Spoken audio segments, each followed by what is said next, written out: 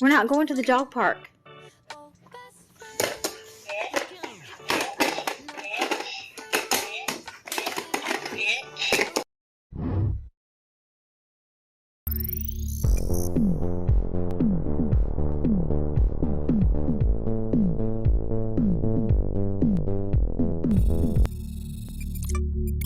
Hello, good morning. Oh, my stars, it is too early. It is, and that intro cut off very abruptly this morning. It said, no, it's time. They said, it's 8 a.m., you must get to the show. Oh, my stars and garters. I'm Anthony Carboni. And I'm Saige Ryan, and we left the door open. Until now, BBs, hello. Good morning. Welcome to the first, best, and only morning news show in existence. Thank you for starting your mornings with us. We appreciate it so very much. There's a raccoon that is terrorizing this neighborhood. And if we leave that door open, if we leave the door to the shed open, We're in immediate danger. the raccoon will come in. It is not friendly. It is not small. It is just horrifying. It hates Dagger. Yeah. Most other small animals don't get along with Dagger. Yeah. There's a lot going on, is what we're saying. If we leave it open, basically raccoons go by like vampire rules, kind of. Uh-huh. Leaving a door open is basically inviting a raccoon into your place of work. Yeah, of course. And you don't want to do that. If a raccoon can sit in your chair at work, It takes your job. that's nature. And your family. And your family. Ask David Attenborough. Read a book. We did just receive a very kind and generous donation from DeBearju, which of course we call out all of these things at the end of the show, but that did remind me that it's a new month, so we started our new month goal. Obviously, this is a goal that runs all month long and just allows us to usually just go and get some donuts after, because we do the show 3 days a week, and it don't pay. This month, our goal is $38,000. As you can see in that bar right there. 38,000. Just a little sugar brecky bread. Just a small amount of money for sugar breakfast and a little situation I'm going through with the IRS.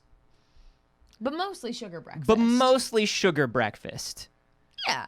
And Yeah. listen, if you're asking, and especially if the IRS is asking, this show is not a money laundering scam. Why would you even say those words? It's so weird.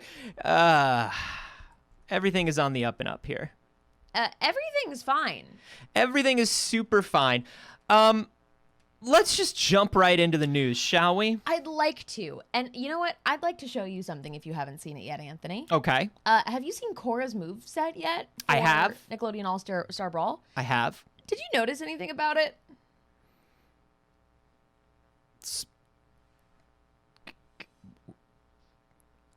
Avatar? Let's watch a clip. Yeah, let's take us to the clip. Okay. Okay. Aerial stomp. Yeah. It's a pretty standard move, but Yeah. oh, I mean, Did they straight up use that Ganondorf animation for the flip kick and the axe kick and everything? Oh no. so she does appear to have the same moveset as Ganon. Now, this is not the first time we've seen this. We know that Nickelodeon All-Star Brawl is basically a Smash Brothers game. Yes. They've showed off other characters, and those characters have... I personally freaked out because Nigel Thornberry has rest. Right. Like, that's part of his moveset. But they've done a good job of breaking up and distributing those moves throughout different characters so They far. have, yeah. Save Point Stu in the live studio audience said she also has the downward falcon kick too. Interesting. Like, I was going to say, like, even though Nigel has rest, he is not like a Jigglypuff character. Right. He's a heavier character. He's not an Yes. aerial character. He's got more ground moves. So they've been, but that's pretty Ganon. That's pretty Ganon. That's a spicy bold move. That is a spicy, bold move. Very, very interesting. I wanted to start with that because we've got simultaneously all Star Brawl news and absolutely no Smash Bros news until tomorrow, but things we want to talk about with Smash Bros anyways. Yeah. So we're just jumping into it there. I saw it this week and I had to share. I'm not super angry about it. No, I'm not pressed. It made me giggle more than anything. Yeah, because I mean, sort of like fighting styles is fighting styles. Right. There's in a way. Yeah. I mean, they could have varied up that animation just a little bit. That animation just a little bit. But more. you know. Hi, good morning, Alex. It's too early. Please go back to bed. Just get out of here. What are you doing? We love you. Get out of here. Swear to God. Nickelodeon All-Star Brawl also had a little more Avatar news. They announced another hero. I'm excited about this. Of course I'm excited about this. I'm more excited about this than, honestly, the avatars Aang being and Korra. Yeah. I am as well, personally. Toph is in the game. This is basically an Avatar fighting game now. It's gotten pretty Avatar heavy, which I'm excited about. It's funny because you look at it and it's like, okay, Aang and Korra, one character, it makes sense. They would kind of inherently have the same moveset. Love that Toph got her own thing as well. Fascinating that they didn't announce all the Avatar characters at the same time. They're really milking each individual character with its individual announcements to keep it consistently in the news cycle. Yeah, just over this weekend, I think we saw the Aang showcase, then the Toph showcase, or then the Korra showcase, then Toph. But they also did Powdered Toast Man this weekend. Right. They showed off how Ren and Stimpy play. Ren and Stimpy kind of like ice climbers. Yeah? Yeah. Oh, interesting. Where they're both there at the same time. I like Toph's moveset a lot. Yeah. She's got a lot of air counters, which makes sense. You know? I mean, look, it's an unfinished game right now. But her standing pose is really, really stiff and cheesy to me. It was bothering me that she does something and immediately goes. Yeah, I mean yes, that's her pose. Like she does that pose a lot in the series. But it doesn't breathe at all. Yeah, like the in between animation there to get her there. Yeah. It doesn't exist. It's a great moveset though. Yeah. I like that everybody beats up that Patrick. Yeah. In every showcase, they beat up Patrick. That sounds right. But I love this moveset. I think it's a great use of earth bending. I think that's freaking cool. I think just something where she like maybe stomps a little bit or like just kind of like stiffens. Or like, kind would of have made it like kind of breathes within one's landing there, like any kind of movement. This is kind of, I like this. Two people in the live studio audience are asking like if you're doing the default training mode, is Patrick the sandbag? And that would be absolutely hilarious. I hope so. But yeah, I think she looks awesome. I fucking love Toph. Give us a full Avatar game. I think they're testing those waters. Give us a full Avatar game, not a fighting game. Give us an Avatar RPG. Did you ever play that one for the GBA? It was pretty good. I did. It was all right.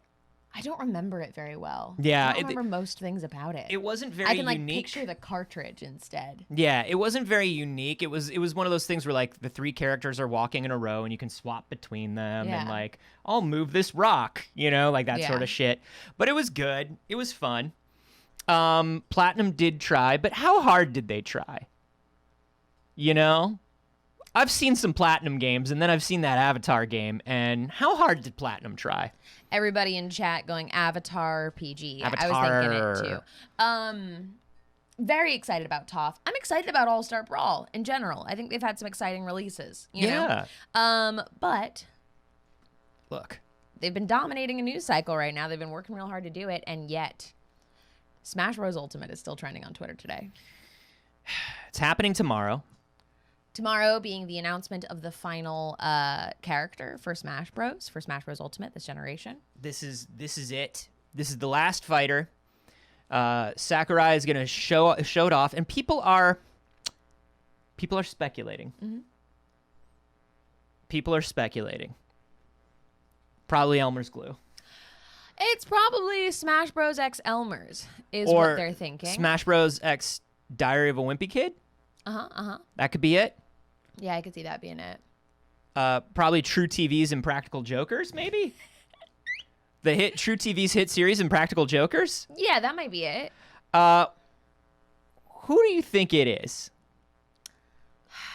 Waluigi.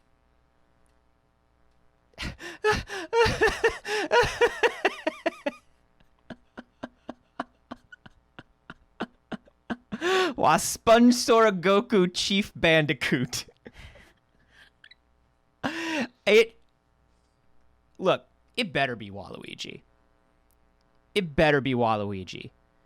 That man's not an assist. He's a whole ass combatant. Somebody also thought maybe Sayori. Oh my god. Give us That would be Sayori. amazing. I'm in. Introduce the kids to Doki Doki, please. Let's go for it. Let's do it. Who would you want it to be? Waluigi. Other one, just I want it Waluigi? to be Waluigi. Yeah? Yeah, I'm trying to think of who else I would like it to be. I would like it to be I'd play as Toad. I'd like it to be Dom from the Fast and the Furious game. You know, though, Anthony, it can't be. Do you know why? Not because of IP, not because of any of those things. Because contractually, Dom is not allowed to lose. He's not allowed to lose. And he has to have his special move is he gets to return every punch that you land on him contractually. And he stands on an apple box. So that's the character. I play as Dom, and I'm not allowed to lose. I'm not allowed to lose. That's like the kid who does like you're doing rock scissors paper and he's like, this is a grenade. Dominate Toretto, everybody. Okay, so I see that. Interesting. What do y'all think in the chat? Yeah, there's a lot of call for Kingdom Hearts. Sora? Yeah. I'd like a 9-foot tall Lady Dimitrescu, please. Okay, I mean I could dig that. That'd be fun. Obviously, Twitter's showing a lot of love for Sora. That makes sense. I'd love if it was the little lad. You attack with the little lad dance. Oh my god! And like you can summon a rainbow. Yeah, but mommy makes you do the little lad dance. Yeah. I want it to be Human Teeth Sonic. Ah, that's nice. The best and only Sonic. Okay. Give us more Human Teeth Sonic, you garbage people. Yeah. You know what? Tingle. From your mouth to God's ears, Tingle. It should probably be Tingle. From your right? mouth to God's ears. Yes, Tingle, Captain Rainbow. I would love it if it was Captain Rainbow. Ooh, Kiki and her delivery service. The whole ass delivery service. I love that. That's just the building. A triple C thick Tingle. Oh my god. Yeah, absolutely. That would be amazing. Yeah, that would be amazing. People are suggesting like Eggman, Robotnik. Somebody in the live studio audience said make it Sakurai. I would love that. If it's actually Sakurai. I mean, look. That's self-indulgent, but in the best way. Now, this here, I actually see as a distinct possibility. The Raymonds and the Yeah. Rabbids? The fact, because, like, I mean, Rayman could have interesting features of utilizing rabbits, kind of like Pikmin. Yeah. Kind of how Olimar does. Uh-huh. And they've, been consistently working with Rayman.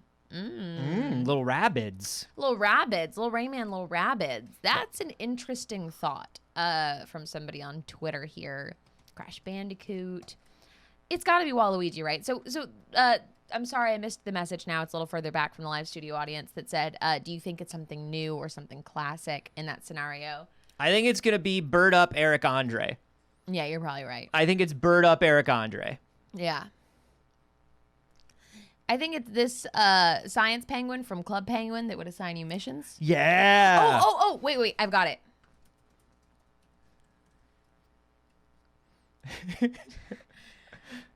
Sorry, everybody. I've actually figured it out. Oh God, what is his monologue? Like, if you got some gems or like, yeah. Welcome to Curio Shop. Hope you find what you're looking for.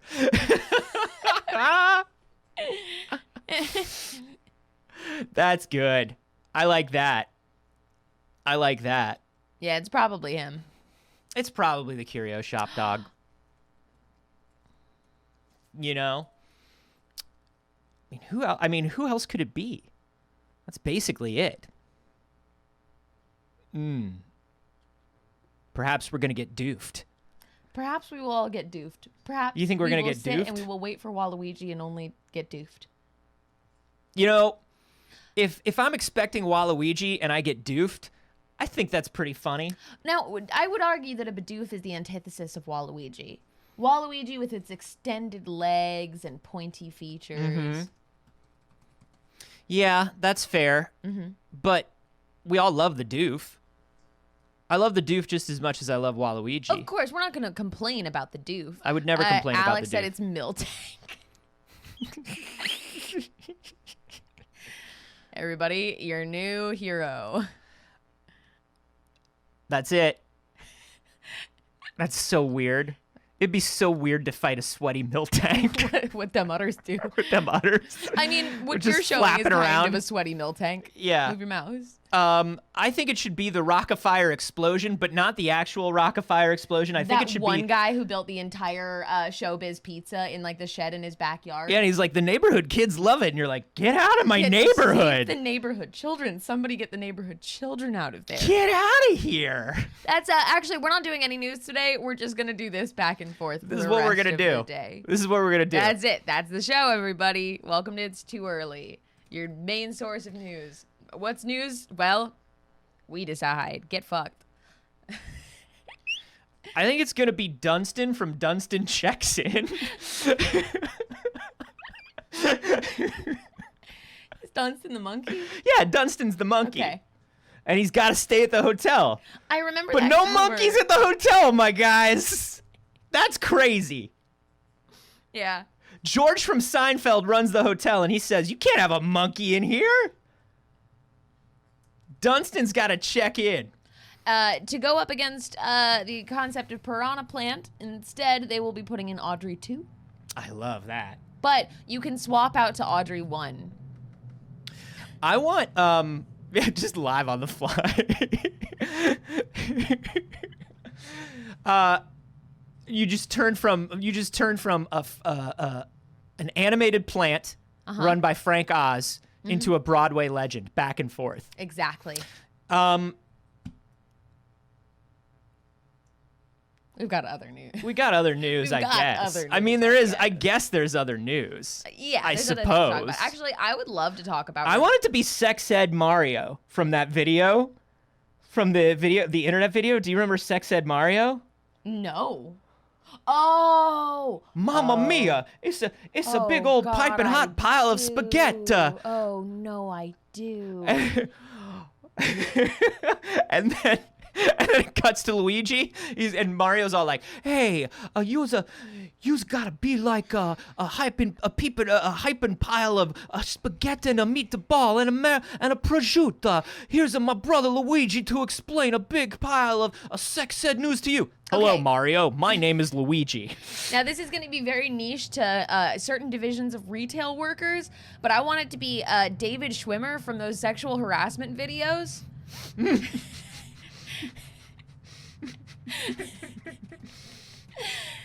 Anybody ever get that sexual harassment video that has David Schwimmer in it?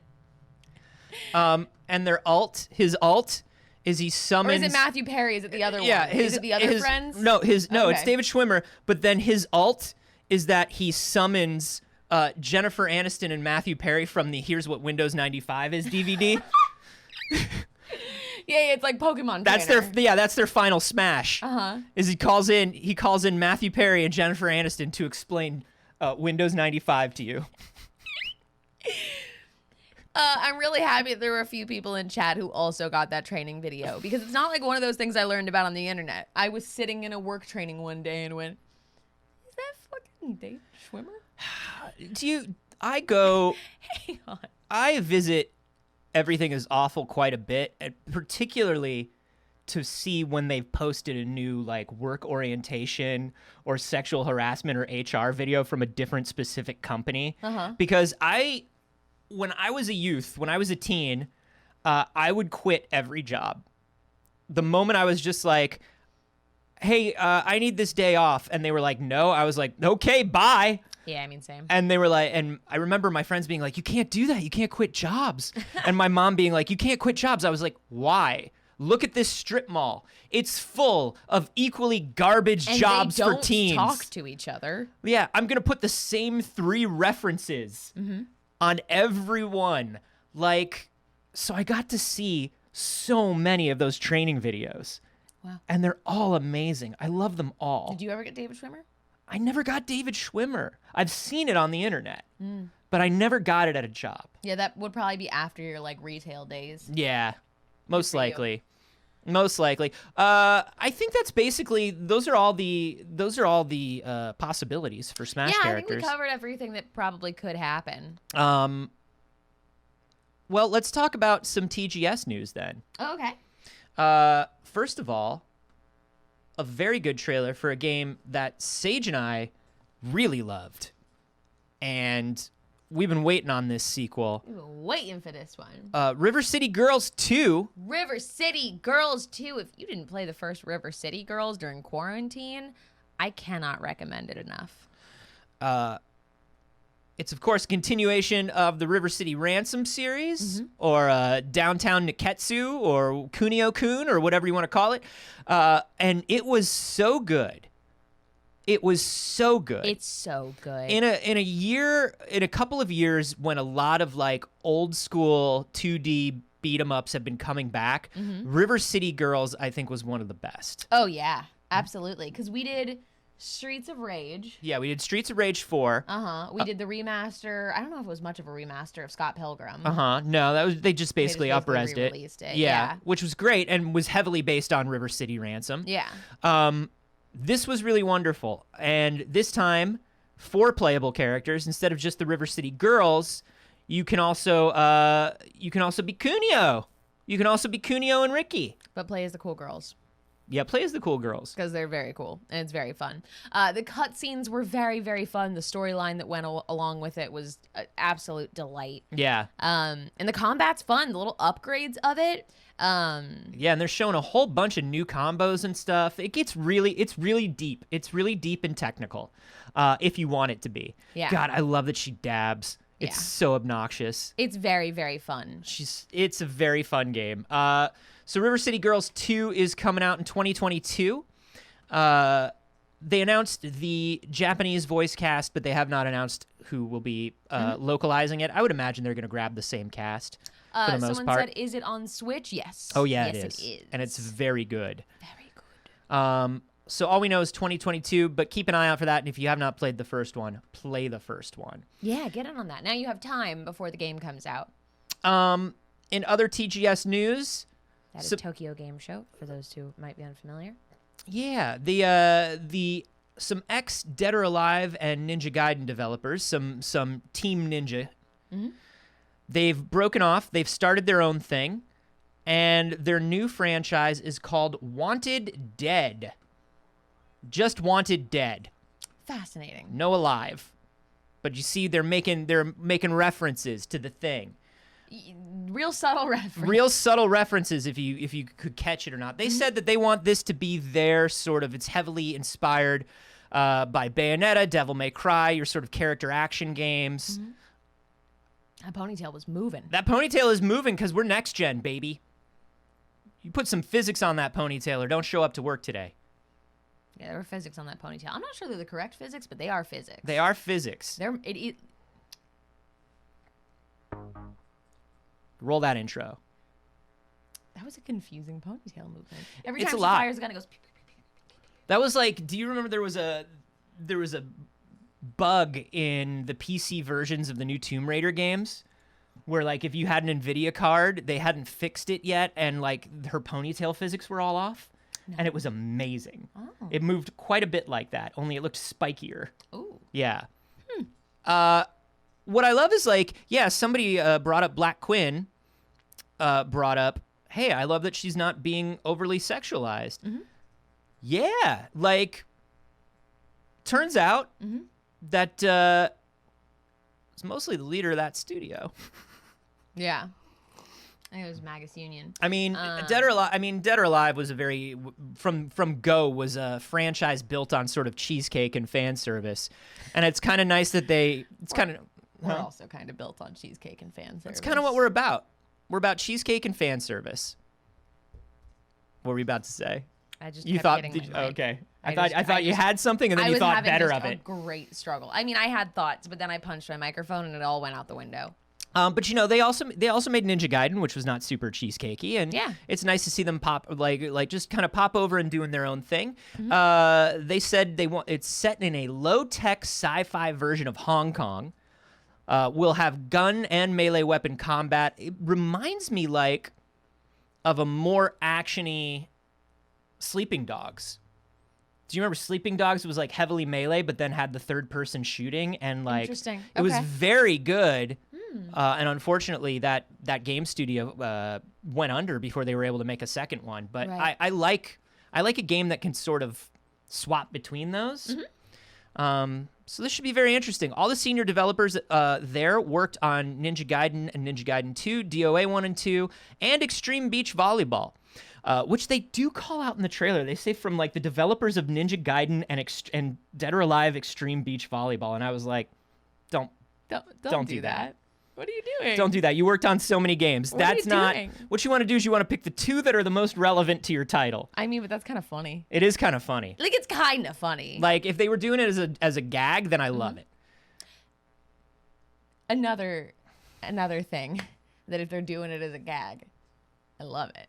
Right? I mean, they are and they're not. They are and they're not. This popped up on Twitter over the weekend, and I got so excited when I saw it. 2-Star Games posted this tweet. A horror game where you navigate an island in an old train, upgrade it over time, and use it to fight an evil spider train named Charles. Here's the first trailer. Pardon? No. That all tracks. Get it? It's a train. So I love this. You're on this island. You have this tiny little train. It's your job to upgrade it to outrun Choo Choo Charles. Fucking Choo Choo Charles. First of all, hey, anyone, I just want to know if they're Dark Tower fans. 2-Star Games? Are you Dark Tower fans? Because if you are, let me know. See, now what I got from this is, do you remember that Resident Evil mod? RE8, they did a mod where they turned Lady Dimitrescu into Thomas the Train. Yes. And you were actively being pursued by Thomas instead. Yes. And there are a lot of like horror things that involve Thomas the Tank Engine. Yeah. Because he's cursed. Yeah. That's a curse. Sure. That's a cursed thing. But it's very good. This is very good. You're given the task, they say it's a survival horror open world shooter. You're given the task of eradicating the monster known as Charles. Yeah, he's just climbing out at the end of his day. Just at the end of the workday. Just, feels good to be at home, you know? Yeah, everybody in chat's like, blame the pain. Yeah, blame the mono. The deranged train from the Dark Tower. Nope, you have a small yellow train with a map, a mounted machine gun, and an exquisite collection of bobbleheads on the dashboard. You'll use the train to get from place to place. Over time, you'll use your scraps to upgrade your train's speed, armor, and damage. Hopefully, you'll become an unstoppable force, ready to take on the great and mighty Charles.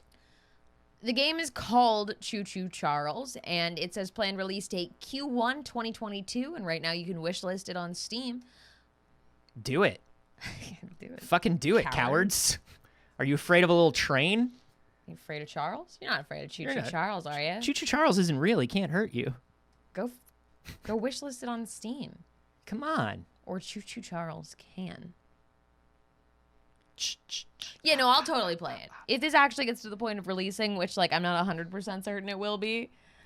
I think it will. They look like they're pretty close. Yeah. They look like they're pretty. You can never tell with indie stuff, but they got a lot of attention over the weekend. A lot. They did, yeah. I mean, for Two Star Games account, this is definitely a lot of attention. They got 62,000 likes on this. They came out of nowhere. No one was following them. Nothing was happening. I mean, they're still only at 5,000 followers. This trailer popped off. Yeah, their previous game listed here is My Beautiful Paper Smile, which is interesting because it has that art style that it took when they approached an NPC there that looks to be like a... Oh, I remember this. Really? Yeah. I'm not familiar with it. I remember this. Kind of a... Yeah, kind of an indie horror with that like hand-drawn adventure kind of thing. Yeah, interesting. So this is big. I saw a lot of people in the press reaching out to them. Hope they like. I no reason to think they won't, but hope they do because this could be big for them. What? Nothing. Yep. Yep. I just wanted to before we left TGS entirely, I just wanted to talk about a couple more things that we were out of TGS news. Baby, you're never out of TGS. That's not correct. TGS is never done with you. All right. TGS is the Choo Choo Charles of gaming events. You got TGS business. Yeah, I got the business. You I'm got- down. I'm down in the business. Oh, okay. We're doing business now? I'm down in the. Yeah. Should I get my briefcase? You should probably get your briefcase. But don't show them that there's only donuts in there. It's not only donuts in there. I put baseball cards in that. It's so it goes... It goes. It sounds faster than it is. Yeah. An interesting little blurb out of Rock Paper Shotgun from TGS. There was an interview with some of the heads of Capcom. The COO Haruhiro Sugimoto told Nikkei that they want their main platform at Capcom that they release games for to be the PC. They want Capcom to be a PC-first company, and they want the PC to account for 50% of their sales. That is their goal by 2022 or 2023. Do it. I think that's very interesting. Do it, cowards. I think that's extremely interesting. I think it speaks to the kind of games that they want to work on, too. I think if they want to do that, they better figure out their fucking DRM. Yep. You want half your game sales to be on PC, you better not release your games with DRM that stops the game every 13 seconds. That's a thought. Right. But I think this is wonderful because it does show sort of something that we've been talking about, which is like, in a few years, nobody wants to sell you a box. Nobody does.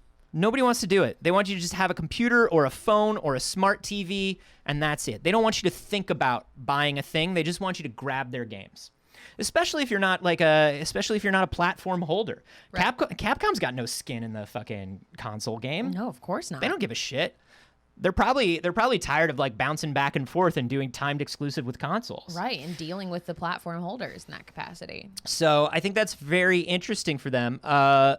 They said that they launched Resident Evil Village in May, and it's got 4.5 million copies across all platforms. And their plan is to release a lot more stuff for the PC. You know, they just did Great Ace Attorney Chronicles in English and on the PC. Yeah. I think they're looking to mine that back catalog, definitely.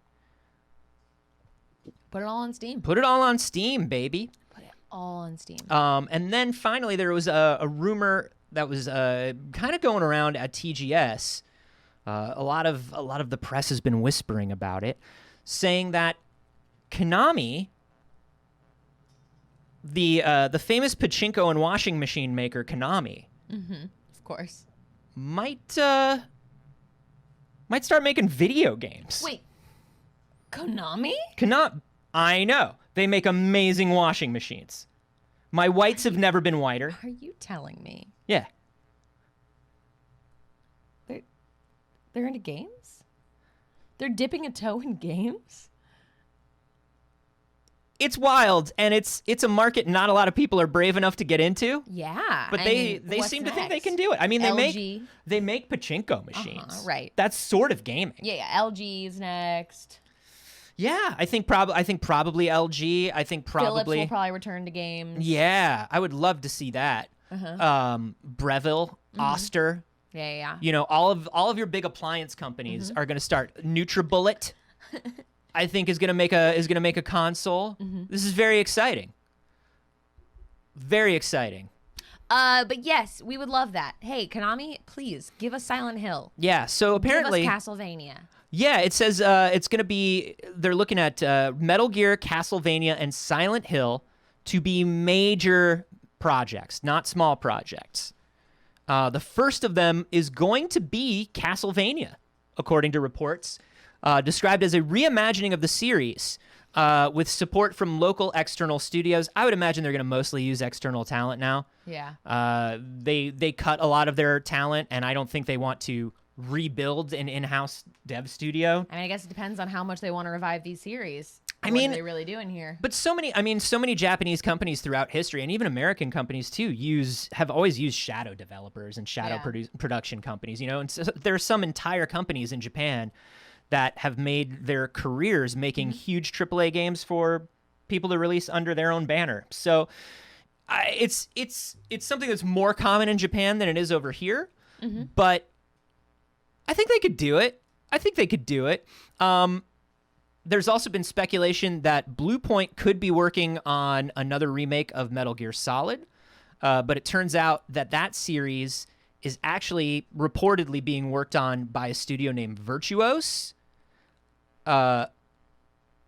Virtuos worked on the Switch port of Dark Souls Remastered, worked on the Switch port of The Outer Worlds and the BioShock collection. Interesting. So I think now that Bluepoint is under Sony, Virtuos is going to be somebody that developers turn to a lot more for these remakes and remasters.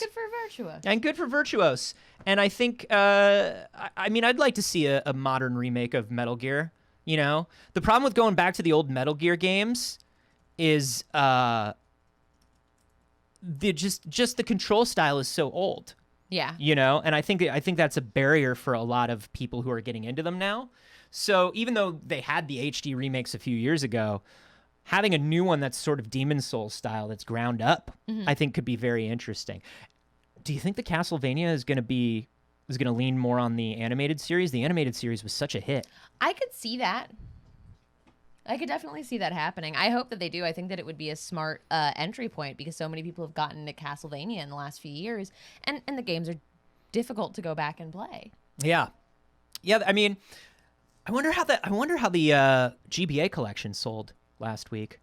Oh yeah, I need to get that. You definitely should. You definitely should. Have you gotten it already? I have them all on the GBA already. Is the difference? You just bought a GBA. I have them all in the GBA, so I might just to have them like on the TV. Yeah. On the TV legally, because I want to support them mining the back catalog and doing these things. Right. Yes. Good. We like it. Keep doing. Yeah. More Castlevania. We are enjoying it. You know, that sort of thing. Please and thank you, Daddy Konami. And thank you. So that's TGS. Yes. That's TGS. That's TGS, baby. Okay. In other games news, you might have heard of a little game getting some attention recently called New World. Just a little one. Have you jumped on? I have not jumped on, no. Neither have I. I know, obviously, the queues are intimidating. Yeah. I've also seen people be like, I jumped on and I got no queue. And then I've seen other people be like, I waited 4 hours. I think right now, from what people are telling me, it has a lot to do with, like, are you looking to play with your friends or are you just looking to play? Which, like, I'm not just looking to play it. I'm looking to play with my I'm looking friends. to play with my friends. But due to the immense popularity and people jumping into it, they're having a little bit of a struggle. They have currently suspended character creation in-game.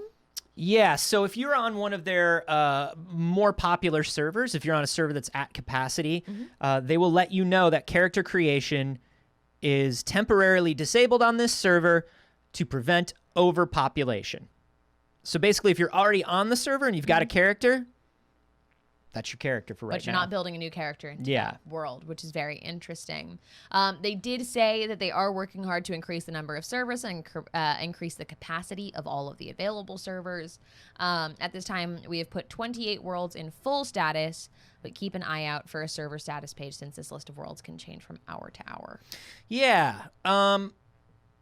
we talked about this, and is it better to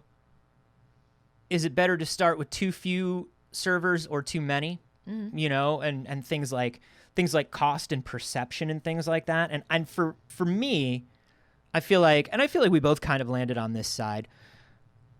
Amazon owns all the servers. All of them. Like Every server. 40% of the servers in the world are AWS or Amazon servers. Yeah. Amazon could have flipped every switch and had the smoothest launch of any MMO. But do you think all of the people being like, I waited 3 hours to play is building hype for the game? See, that's that perception thing, that right? It's working. It's that artificial scarcity. I hate that it's working. I think it's shitty and manipulative, but I think that it is. I think that it's working for the most part. There's so much conversation on Twitter. There's so many screenshots of, ooh, I finally got in, or I'm this place in the queue, or I waited for this long, and it being this like gamer badge of honor that people do where it's like, I waited 3 hours to get into my server. Yeah, I think there's some of that. There's some of that hype beast like waiting outside the sneaker store for the new drop. Like Exactly. I think there's that. And then I also think like something that they're not saying that we're all kind of aware of is the first few months of an MMO, they're doing a lot of load balancing and sort of, even though they did betas, they're still doing load balancing. They're still tweaking things. They're still messing around on the back end, and they don't want to overpopulate and then have too much to fix or to tweak. So there is that there is that sort of limitation that they're putting on it as well. Five games that I really want to play came out this month. Yeah, right. And I'm just playing Genshin Impact. That's all I'm playing. Anthony. It's the Moon Festival right now in Genshin Impact, and they're doing a bunch of special stuff, and like it's just all I want to do. It's weird. I feel weird about it, and yet I don't, because I'm having fun. Okay. You know? That's the point. You're doing it. You know? You're doing the thing. It's about having fun. Sure. We got so excited for Kiwi when it announced. Kiwi's out. You know that? We should do a Kiwi stream. Kiwi's very cute. We could be little Kiwis running a post office. I want to play that. I want to play Sable really bad. Oh God, yeah, I bought it. I'm excited. It's on Game Pass, and it's just like waiting there for me. I should just get Game Pass. I gotta stop buying games, dude. Yeah, I gotta stop buying games. You really do. You really do. I keep forgetting to just get Game Pass instead. I mean, they're not all PC. I think Sable is, and that's the trick. Is you don't have an Xbox yet. I know. I don't have the new Xbox. So that's the trick. Hey, but there's enough. Hey, Microsoft. Hey, Microsoft, remember when you sent that cool blue controller? Do you know what we don't have? Do you know what's been real hard to get? You know? Do you know what I mean? Like, speaking of which, Philly Spencer has said, don't expect console shortages to end soon. He just straight up said, not going to happen. Thanks, Phil Spencer. He says, look, all we do is make consoles. Which, like, Phil, we know you don't want us to buy a console. We know you're done making consoles. Phil, we know that you just want us. You want to be a games platform, but and that's okay, Phil. Phil, it's okay. But right now, you got to sell the consoles. And he's saying, look, we're trying, and he really is. I mean, it's his whole job to sell consoles this generation. But he was like, look, I think it's probably too isolated to talk about it as just a chip problem. Bless you. When I think about what does it mean to get the parts necessary to build a console today and then get it to the markets where the demand is, there are multiple kinds of pinch points, and I think regretfully, this is going to be with us for months and months through the end of this calendar year and into the next calendar year. He expects it to be a challenge for quite a while. He says He says, look, the thing that's most disappointing is the fan disappointment. People really want this generation of consoles. They're good consoles, both from us and the other platform holders, and they want the new functionality. Yo, everyone over the last 18 months, we've all become supply chain experts. Yeah, 100%. We all know a lot about the supply chain now. We watching those drops. We watching as things come in. We're watching what pieces are missing and how it affects all these like weird other little things you wouldn't have expected. Yeah. So, and it's funny, like if you've made merch before, like like if you want to make merch, you've gazed a tiny bit into the abyss. But now every human being is staring right into the maw of the supply chain economics. Yeah. And it's like fucking wild. A boat gets stuck and we don't get anything for 3 weeks. And that's Put it been the back. last 18 months. Put the boat back. So if you don't have an Xbox yet, if you're like us, you ain't getting one soon. But but around the holidays they are going to be releasing Game Pass streaming on the Xbox One. So we won't have everything, but we will be able to stream Xbox Series games on our last generation Xboxes, which I think is cool. It's cool. It's cool. Fine. It's basically PlayStation now, but it's like, they have a better library. Right. Anyway. Continuing business news. Oh, let's talk about some business. Let's talk about a little bit of business. We're obviously a business show. That's right. I got my MBA on the streets. And I, of course, passed the bar in the state of Virginia. And we want to talk about a pretty big deal here. Now, this is a story about Facebook. I do keep Twitter open while we do the show. Currently, Facebook, Instagram, and WhatsApp are all down. Interesting. All three are trending on Twitter. Delete Facebook is also trending, but I think that's a whole separate thing. Yeah. That was already a thing. Yeah, and whether they're being hacked, whether they're being updated, whether there's just a regular sort of data center outage, we don't know yet. But if there is something nefarious going on, it is probably due to this interview that was on 60 Minutes yesterday. The Facebook whistleblower finally revealed themselves to 60 Minutes. This is somebody who in May left Facebook and released all of those data reports to the Wall Street Journal. Her name is Frances Haugen. She basically said on 60 Minutes that the company is paying for its profits with the safety of society, willingly and knowingly. And we sort of knew this, but these documents let us know that no, they definitely know it. Yeah. That's the goal. It's not a bug, it's a feature. Unquestionably. She said the thing that I saw at Facebook over and over again were these conflicts of interest between what's good for the public and what's good for Facebook. And over again, Facebook chose to optimize for its own interests, like making more money. Look, again, it's not surprising, but it's important to have this actual data.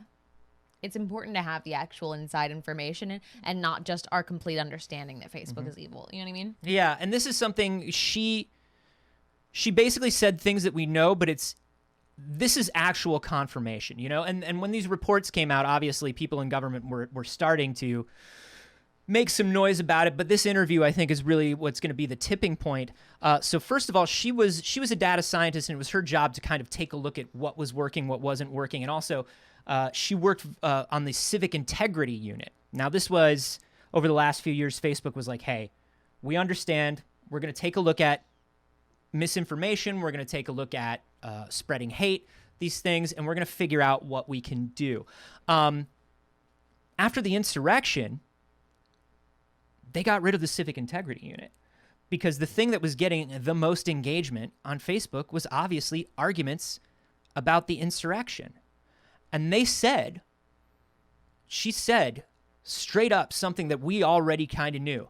Facebook is optimizing for content that gets engagement or reaction. But internal research shows that content that is hateful and divisive and polarizing, it is easier to get engagement and reaction on that content than any other content.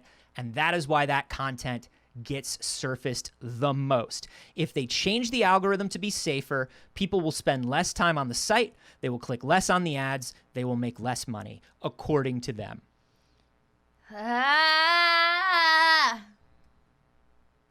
Nightmarish. Nightmarish. Nightmare. It also said in there that they know quite simply that it would be safer if they were to adjust their algorithms. They have acknowledged and know that, which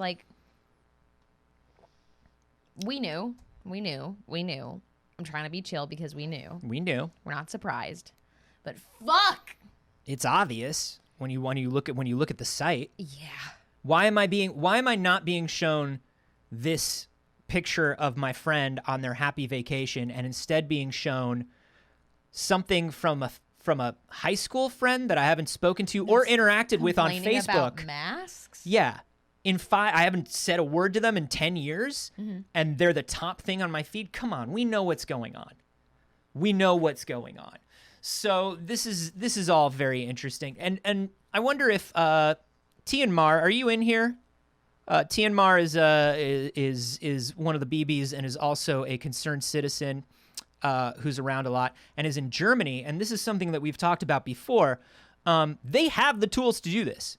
Germany has hate speech laws, and there are filters. And you can let me know if I'm getting this correct, Tianmar. There are filters on Twitter and Facebook at a system level that they don't have here in the States because they don't have to. But they turn them on in Germany so they don't get sued. You couldn't say this shit in Germany on Twitter or on Facebook that you can here in the States. Now, I'm not saying they're perfect, but they can do it. They can turn it on. That's Fascinating. fucked. That's fucked. It's just sitting there, and they're just like, well, we're not going to use it unless we're literally forced to. Fascinating. What a nightmare. Anyways, in something a little more lighthearted about a big evil corporation. Speaking of Europe, there is a big antitrust thing going on right now.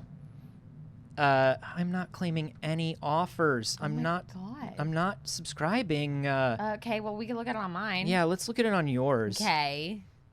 Bloomberg did a little intense there. Yeah. So Google is going through an antitrust thing in the EU right now in court. And Just while doing so, what an excellent fucking burn. And Microsoft to show what or EU lawyers to show what a monopoly Google has, brought up Bing and was like, hey, do you know what the number one most searched term on Bing is? Google. It's Google.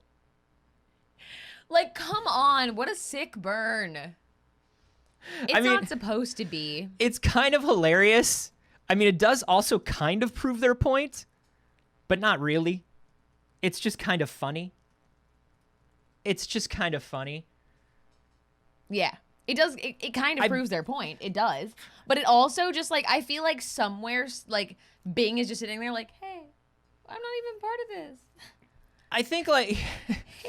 Hey guys, hold on. Hey, I'm just... Whoa, I'm just sitting over here and being Bing. I'm just... Bing in, like, a little, children's cap. Yeah. Oh... A little spinner. Please, sir. On it. Oh, I was picturing Dickensie, and you were picturing like a little Archie thing. Yeah. Where he's just like, oh, geez, guys. Hey, I'm just over here minding my own business. You don't need to pick on me. sitting there with oatmeal on their chin. Yeah. It's like, I didn't... What? Did somebody say Bing? Yeah, Bing. Bing. How do I download Google Chrome? Aw. It's like the first thing you do on a new PC, 100%. where Microsoft Edge opens up and you're like, Google Chrome download. Yeah. Yeah, 100%. Poor Bing. Poor Bing. Poor little kid. Here's something. Little thing. Talking about sort of these the game passes and the streaming and all of this stuff. Yes. You know, PlayStation's been dipping their toes into a lot of different things. Obviously, and we keep asking them to stop. Yeah, we're like, that's not sanitary. PlayStation, please. PlayStation's like, I call this dual sense, and it put 2 toes. It put 2 toes into my soup. Yeah, it's good soup. It's good soup. I was like, that's dual sense. I was like, no, I don't want that. No, stop. No, you can't just call it dual sense. I'm not trying to sense your toes. Yeah, I'm not trying. Sony, please. To yuck your yum. We don't kink shame here, Sony, but you can't push your feet up against my legs and call it a reactive trigger. Do you know what I mean? Like, that's not okay. Yeah, I'm gonna need you to contain the toes. Anyways. But they've been trying different things. Obviously, they bought Blue Point. Blue Point's working on their own game, but Blue Point is known in-house at Sony for doing all those good remakes and remasters. They've been putting games on PC. They really saw that sort of, Sony's very protectionist about their stuff, and they've sort of seen everybody else open up a bit, except for Nintendo. They've kind of seen everybody open up a bit, and they're like, oh no, what if it all does become multi-platform streaming, all you can eat? Like, we've got to figure out what to do about that. Uh-oh. We've got to be a little more modern with what we do. And so they're testing a game trials feature on the PS5. This is an interesting toe dip. It's certainly a much more sanitary toe dip. It's way more sanitary than that time they put it in our cereal. So here's the thing. They're testing it out in the UK. Basically, for the next month, there are 2 games that you can get a trial of. You can get Death Stranding, the director's cut, and you can get Sackboy, A Big Adventure. And basically the way it works is the Death Stranding director's cut lets you play for 6 hours, lets you just motor through whatever part of the game you want. It's basically the full game, but you get 6 hours to do it. And Sackboy gives you 5 hours. Interesting. That's not bad, right? That's not bad at all. Here's the problem. Oh. Well, let me tell you about all the things that they did well first. Okay. Any progress you make during the trial, if you buy the game, transfers over. You don't have to start over. Love it. You can get trophies. You can get all your save data, everything comes over with you if you buy the game. All right. Now, the problem, Saige, and you'll know exactly why this is so funny if you've ever owned anything PlayStation.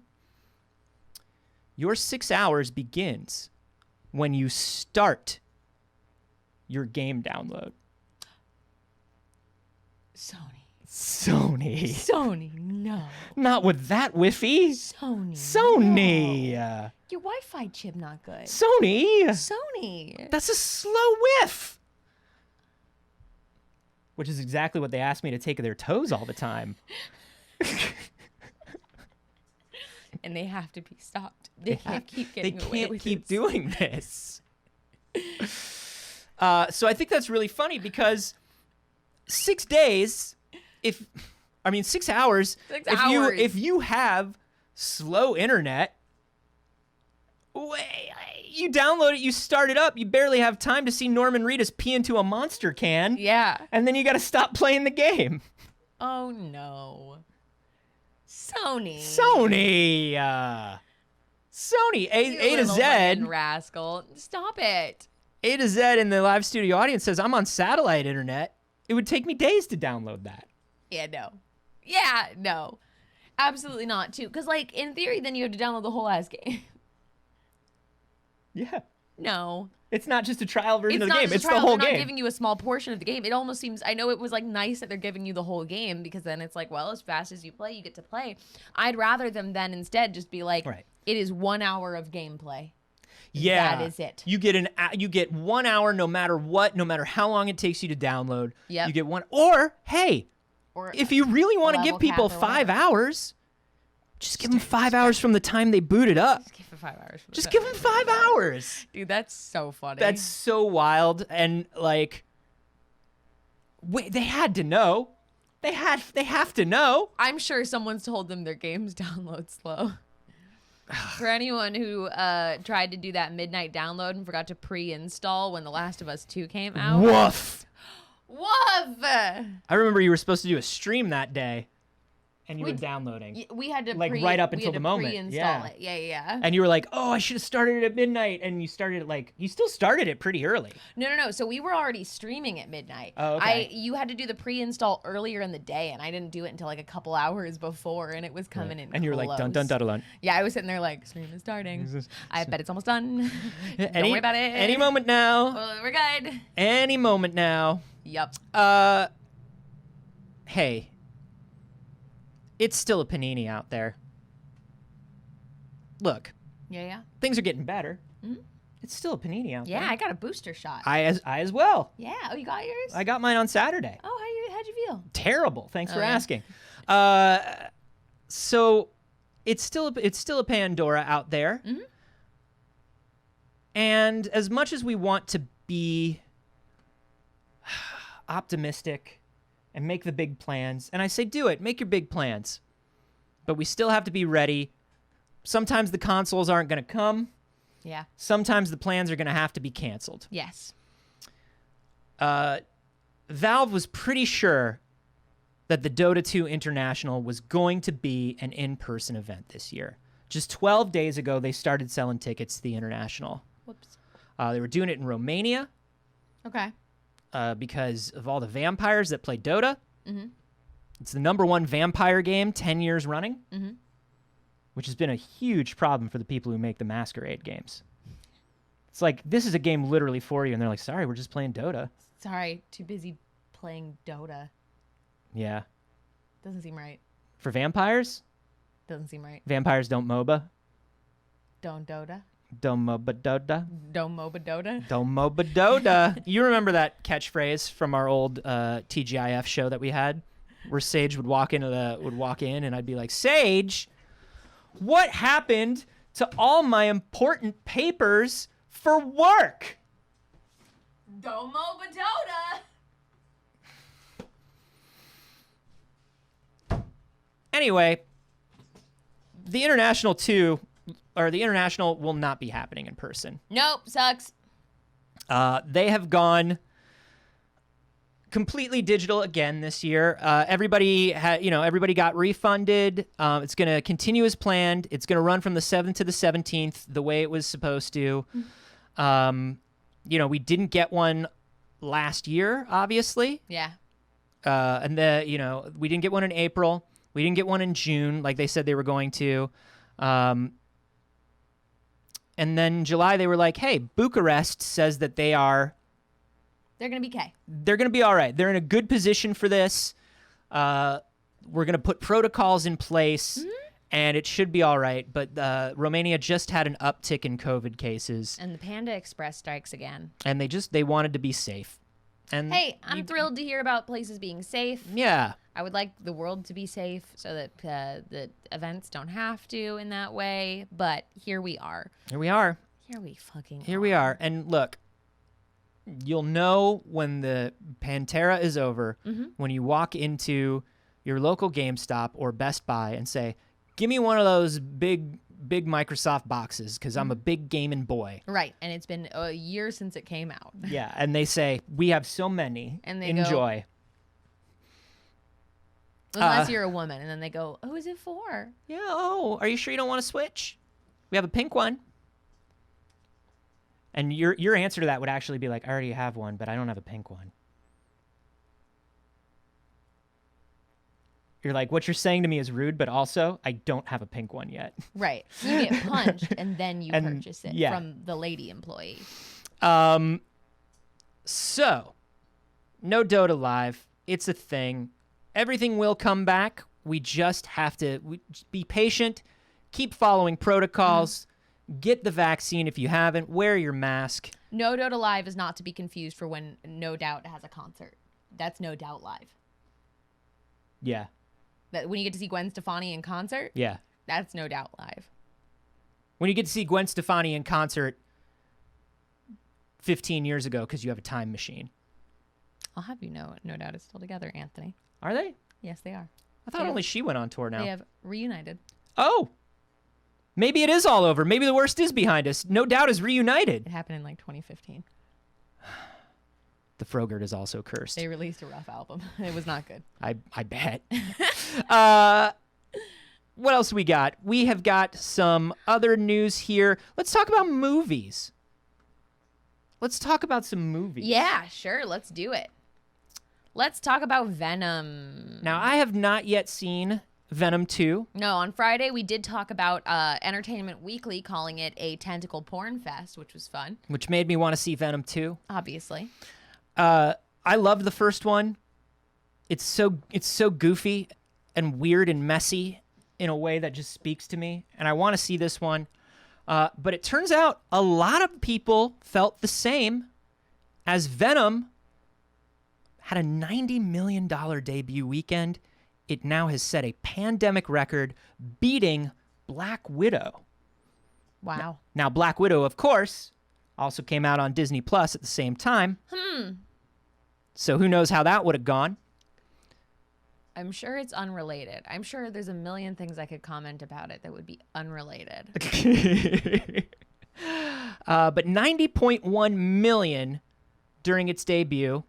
It also opened in Russia at 13.8 million. It's going to open in Latin America next week, and then it will open in international markets.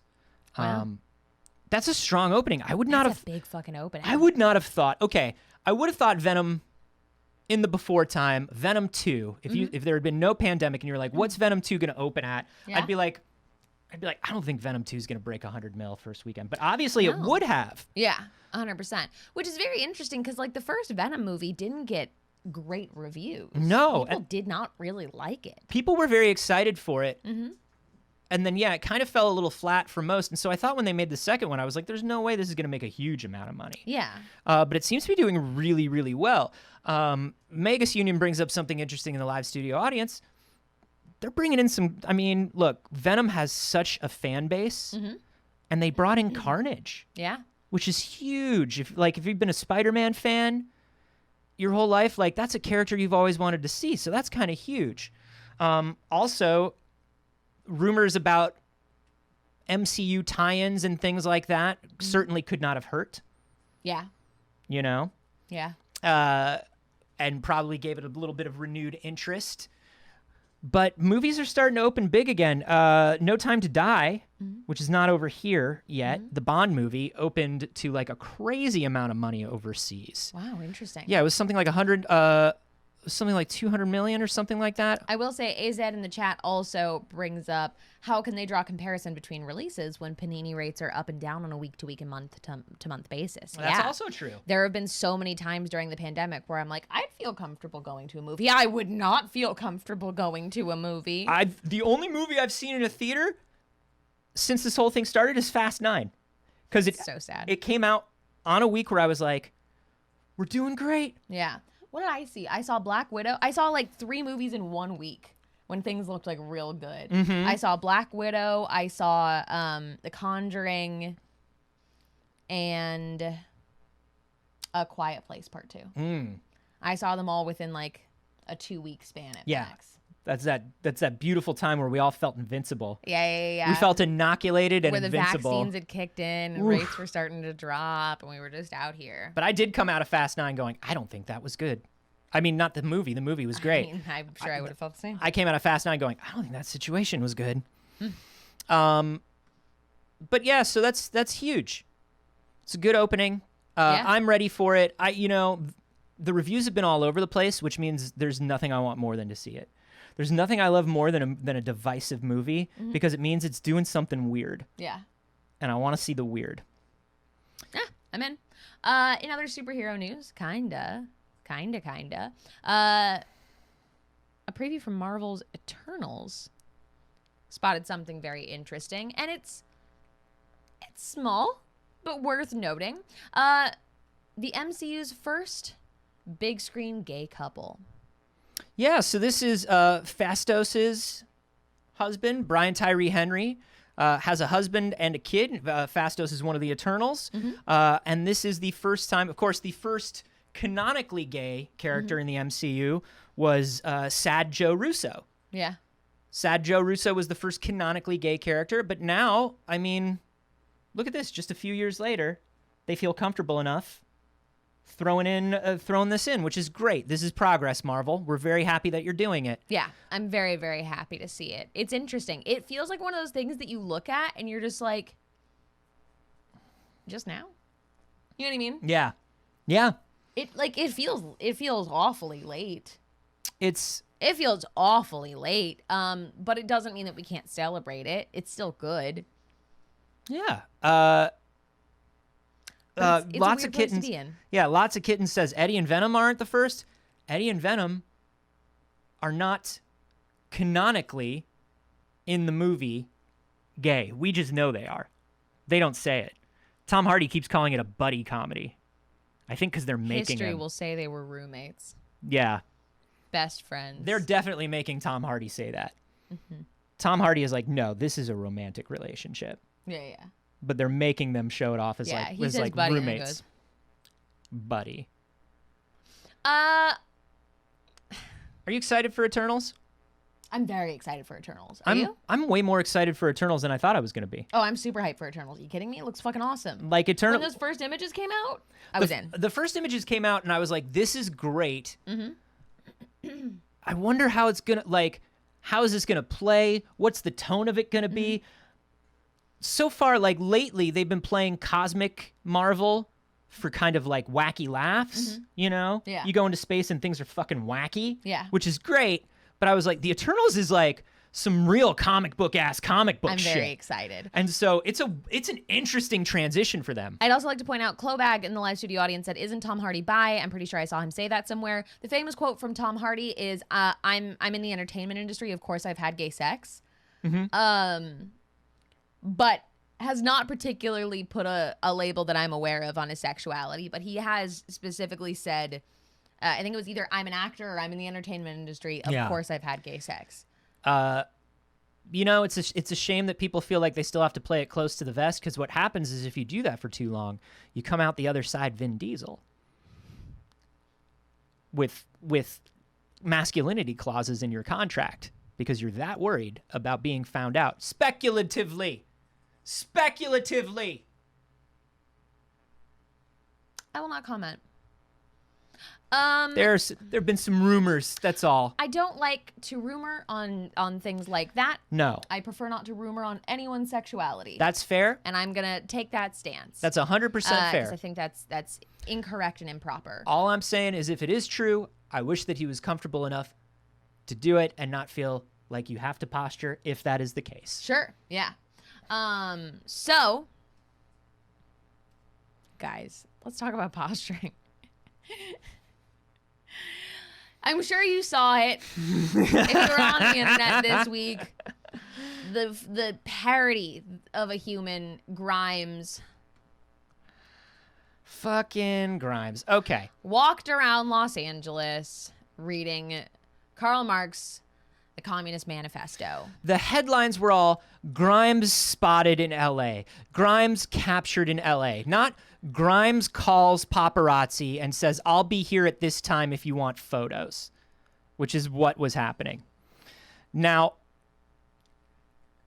Dressed like something straight out of Dune. yeah, like I'm just Grimes, and I'm trying. Now the speculation here was that Grimes and Elon Musk had split, and the moment they split, she was out dressed like a Dune character and reading the Communist Manifesto to be like, I'm back, bitches. And then on Instagram, she said, "Full disclosure, I'm still living with Elon Musk and I am not a communist." She was trolling. She just wanted to make news. She was trolling. What a nasty little fucking rat. I hate Grimes. I hate Grimes. What a nasty little rat of a human.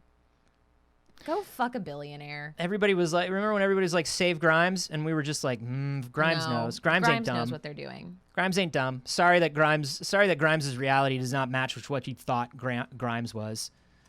They're just like, the two of them really are just like Reddit / 4chan teens. Embodied. Yeah, man. They're just like they just want to post to see if you if they get a rise out of you, and then go, haha. That's it. And then you're like, that's it? That's the whole thing? You just want to go, haha? I made you react like a human to a human thing. Yeah, I guess. Gotcha. Fuck Grimes. Fuck Elon Musk. There is no innocent party in association with billionaires unless they are a child. And that's it. And though she does sure seem like one, she isn't. It's real icky. It's real bad. Also, I mean, come on. If you're getting into communist literature, that's like...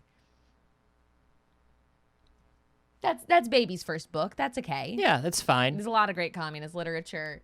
I recommend doing a little more research than that. Right. because- And I think that's the thing, right? She was baiting us. Yeah. She wanted us to be like, come on, you're just now reading the you know what I mean? You're doing this for the fucking. I mean, and she's also posted like anti-communism stuff on TikTok very recently. Jesus. So like, a big communist fuck you to Grimes. Yeah. A big communist fuck you to Elon Musk. Sure. While we're here, As always. as always. And Yeah. It's rough. Those photos were going around, and it's just like, come on, this is exactly what she wants us to do. And I know I retweeted it. They were so like, and they were just posed and perfectly shot, and all Yeah. of these headlines were like, Grimes caught, Grimes, and I was just like, why? What? Like the She fact, did not put on that outfit. the fact that, but And the, those lashes. but the fact that that media outlets were willing to say, oh, we caught her, or because it makes them look cool. Like the whole thing is gross. I hate tabloid outlets. I hate most regular news outlets. I hate social media. Grimes won't be first in line for the big choppy boy, but she'll be closer to the front of the line than the back. I think she should be pretty high up. She'll be pretty close because she'll be in a situation like that. She'll try to stick to capitalist bizarro Iron Man, and he's first. He's first or second. He's second. He's second after the BZ. It's the BZ and then. Yeah, and they'll just be And then Elon. and they'll be like, oh, is that whole family units here? Great. Yeah. We'll send you all at once. Do y'all want to ride together? Is what they'll say, just like a Disneyland. Y'all want to ride the guillotine together? Great. Yeah. Go ahead. Moving on. James Gunn. James Gunn. James Gunn just finished up, of course, Suicide Squad, and he's working on the Peacemaker HBO Max series and shooting Guardians of the Galaxy Volume 3. Busy. James Gunn is a busy boy. But he also did release news on his Instagram and his Twitter. Busy boy is also working on another DC project. He's always leaking shit on his Twitter. I know it's not a leak, and I'm sure he has every kind of official clearance to do so. But as opposed to these official announcements, James Gunn is always just saying shit. Yeah. And I honestly I like it, and It's great. And the only reason it seems like weird, or like some people say that James Gunn is always trying to like leak his own shit to get attention, but I really think he's just like, I'm just talking about what I'm making in an industry that like, in an industry that keeps things so locked down for no reason and is so secretive and is so weird about stuff. What does it hurt to say that I'm working on a DC project? Yeah. So all he said was, yes, I am developing another DC project besides Peacemaker. So there you go. I think it's interesting. I mean, look, Suicide Squad, if the Suicide Squad had been the first Suicide Squad movie, I would have really, really enjoyed it. You know? And I'd be like, oh, I'm a Suicide Squad fan. Oh, I loved the movie. But because it was the second movie, it's kind of like, I don't know if I'm a Suicide Squad fan. I know I like that movie, and I wish it had been the first one. Right. You of know? course. And everybody wishes that. Everybody wishes it. Everybody involved in it wishes this. DC wishes this. That's why they didn't call it Suicide Squad 2. They just called it The Suicide Squad. Yeah. They just said, do-over. It's okay.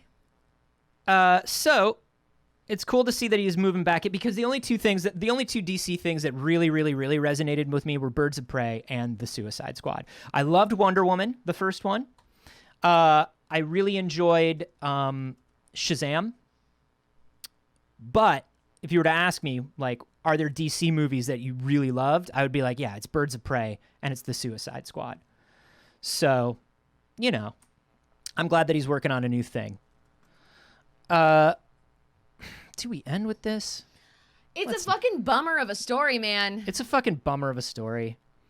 We've got nothing pleasant to bring it back up after. Yeah, maybe not. Maybe not. I mean, god damn. I'm like, I don't know. There's It's just such baby move shit. It's just such baby move shit It's by the not our world's biggest problem. baby boy. Oh, we did skip that one thing. We did. Instead, That's great. That's we're not great. going to talk about the bad news. Look, the bad, evil, fucking pretend president is going to court to get his Twitter back. That's it. He went to a federal judge and said, I can't tweet. That's it. Get That's out of it. here. That's all you're going to get from us about it. But there are actually two things that we can talk about. Okay. The first one is just real quick. Evening Star Studios, which is made up of people who worked on Sonic Mania, just wanted to announce that they're working on an original game. It's going to be a 3D action platformer powered by their own custom engine. They're hiring for it. Mm-hmm. I love Sonic Mania. I love the joy in that game. I love the joy of the people that work for Evening Star Studios. Yeah, Sonic Mania rules. And I'm very excited that they're working on their own thing. Yeah. Christian Whitehead said that, Sonic Mania was pretty much a one-time thing. It'll never happen again. Mm-hmm. Because I think internally, listen, I love Sega. Internally, Sega has always been a weird political battleground. Yes, absolutely. Sonic Team in particular is very contentious about Sonic and who gets to make Sonic and what their ideas of Sonic are. Which is so funny because, we've also talked about how Sonic can be in anything. Yeah. Yes. Sonic? You want Sonic in your thing? You can have a Sonic. You want Sonic in your fucking soccer game? But great. Put a Sonic Put a hat on. human man in a Sonic costume into the game. Let him work in a hospital. It's fucking wild. But I'm glad, they're all people that love Sonic. Mm-hmm. But Sega was super stoked that Mania did well, but also internally there were some big teams at Sega that I think were bummed that it was one of the most successful Sonic games in modern times. Mm-hmm. And so Christian Whitehead was like, it's probably not going to happen again. They want to do it on their own from now on. Right. So it's nice to see them working on their own original thing, and especially because it's 3D. Yeah. Do we think it will be Sonic-esque in any way? Will it be about a fast lad? Does he gotta go fast? Perhaps he must. Give him teeth. Give him teeth, cowards. Give him human teeth. Give him human fucking teeth. If Hollywood won't do it, it's up to you to give them human teeth. There's no news other than this. They're clearly just staffing up, but it's nice to know that they're doing their own thing. Yeah. And then want to finish with this. This was making the rounds this weekend, and I'm very excited about it. The Accessible Games Database. It's a very small thing right now, but it has huge implications, and I love that this is happening. So this is a list of the videoed games, and you can drill down into specific accessibility issues that are important to you in games. So if you're looking for a game on your PlayStation and you need there to be individual volume controls for sound effects and dialogue, if you need there to be resizability and customizability in your subtitles, you've got that there. But then if you drill down into visual, you can, does it have contrast settings? Does it have adjustable interface text? And which parts of it are adjustable? Is there a screen magnifier? Can I customize the HUD to make it more visible? Yeah. Can I use color blindness filters? And what type of color blindness do I have? Right. And then this one's huge for me. I have somebody in my family who needs these, the fine motor ones. Yeah. For accessible controllers, like for things like QTEs. QTEs can be, look, they're frustrating for everyone. They're sort of an obnoxious thing. We all agree on that. But a QTE can be incredibly tough when you don't have the fine motor skills. Right. So some games let you do a single button press to skip a QTE, or they'll auto-complete them, or you can hold down a button when you see a QTE. Right. All of these things are important. Customizable controller, rebinding keys. Right now, there are only 141 games. Mm-hmm. You can also search by game title if you're specifically interested. Hey, what are the accessibility options on insert game title here? But it's expanding. There are options to donate to support the project right now. I don't know. I cannot speak to where that money exactly goes, just because we don't have that breakdown, and anytime referencing donations, that's important to consider. But it's a really cool project that I'm very excited about. Yeah, it's good, and we have needed something like this for a while. And honestly, all of the major game stores and digital platforms should have this. Unquestionably. They should have this already. And hopefully this gets some attention and it becomes the sort of thing that more and more platform holders God, go, this should be on Steam. Steam could build this in so easily. Steam should have this. Epic should have it. Going through more like, things where a parent might be shopping, like a GameStop website or something of the sort. Absolutely. Absolutely. So this is a great first step. We love things like this. Go check it out. They do have statements from the ADA. They do have statements about themselves. Do a little research. See if it's something that you want to donate to. It's definitely something we should all be using. I'm very excited about it. That is a lovely place to end today's show. Thank you for starting your mornings with us. We appreciate you so much. Of course, we do this show every Monday, Wednesday, and Friday. And starting this week, Fridays are Costume Fridays. It's October, babies. We doing costumes. We'll be dressed up as something different every Friday. It's spooky season, y'all. It is. We would like to thank everybody who showed up, who supported during the show today. We appreciate you so, so very much. Of course, by just watching the show, you've done all you need to do here. Your time is so valuable. You chose to start it with us today. That's awesome. But we'd also like to shout out all of the wonderful BBs who helped us in other ways today, either by following, being here for the first time, gifting subs, subbing, donating. Doing all of those wonderful, wonderful things. Witchy Pie, thank you for the follow. Cody McG94. Tsukoyo Miwo, thank you for the follow. Kaylin Roar, giving those gift subs, thank you very much. Oxysia and Marshall Carter 24, thank you for the follow. Way of the Boys with the Prime sub for 3 months, saying it's exactly 8 a.m. You know it is Way of the Boys. Dougie Fresh with the resub for 4 months. With the ask if Kiki and her delivery service will be in Smash. I think it's Let's try it. I think it's probably it. Let's try it. Moose Beezy, thank you for the follow. Blue Pirate with the host. Lane Loves Link with the follow. Aztec Warrior 8 with the follow. Dougie Fresh with the $25. The IRS loves breakfast, he says. It's a win-win. Lisa with the follow. The Bear Jew tipping $25 to feed the tech gremlins. What tech gremlins? Never heard of her. What are you even talking about? Queer Space Ghost with the resub for 7 months, saying 8 a.m. is now. Baby, 8 a.m. is whenever you leave it in your heart. And then, of course, Litsa with the subscription. Maynax05 with the follow. Argent Roy with the follow. Thank you so much. Hey, if you've already followed us, if you've already donated, if you've already subbed, or maybe you haven't, but that's not of interest to you, that's cool. That's cool. That's There's cool. a bunch of other ways to support the show. Yeah. You could share a clip. You could screen cap something. Yeah. You could just send retweet when we go live. Yeah. We put all the Send a link shows to a on friend. YouTube. If you have friends that aren't Twitch types or don't get up at exactly 8 a.m., send them to the YouTube.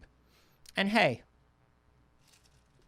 we love you, BBs. We sure do. Do not forget, you can follow us here on Twitch. We're also on TikTok now. We're doing TikTok clips. You can join the Discord. It's free. We're all over the place. That's also excellent ways to support us. And you can support us individually in between shows as well. Anthony, where can they do that for you? Oh my stars and garters. I'm everywhere on the internet at a Carboni, except for here on Twitch, where I'm at Anthony Carboni. Twitch, you cowards, it's mine. Give it back to me. I also have a science comedy podcast with Jeff Kanata called We Have Concerns.